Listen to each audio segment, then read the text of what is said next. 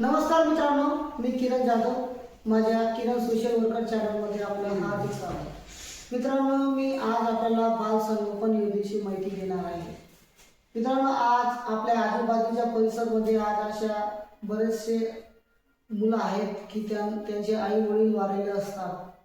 त्यांना या योजनेची माहिती नसल्यामुळे किंवा त्यांच्या जे पालक असतात त्यांना या योजनेची सखोल माहिती नसल्यामुळे त्यांना ते या योजनेपासून वंचित आहेत.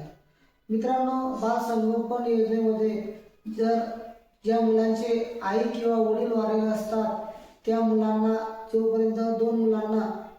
जोपर्यंत ते 18 वर्षाचे होत नाही तोपर्यंत महाराष्ट्र शासनाकडून दर महिन्याला 2250 रुपये याप्रमाणे त्यांना दिले जाते. याच्यासाठी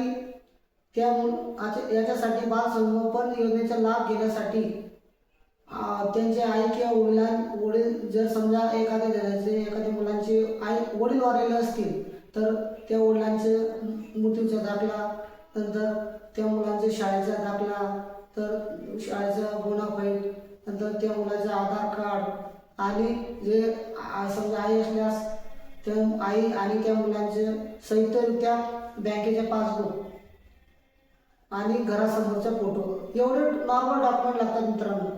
पण आजपर्यंत या मुलांपर्यंत त्यांच्या पालकांपर्यंत ही माहिती पोहोचल्या नसल्यामुळे ते या योजनेपासून वंचित आहेत.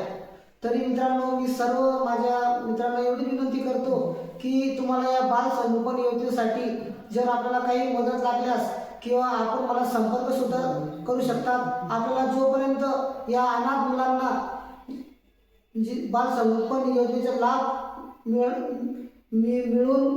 मिळणार नाही तोपर्यंत मी आपल्यासाठी पाठपुरावा करेल. मित्रांनो, हा व्हिडिओ जास्तीत जास्त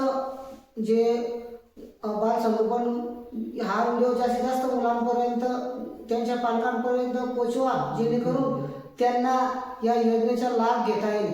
मित्रांनो, लिंकमध्ये मी माझा नंबर दिलेला आहे.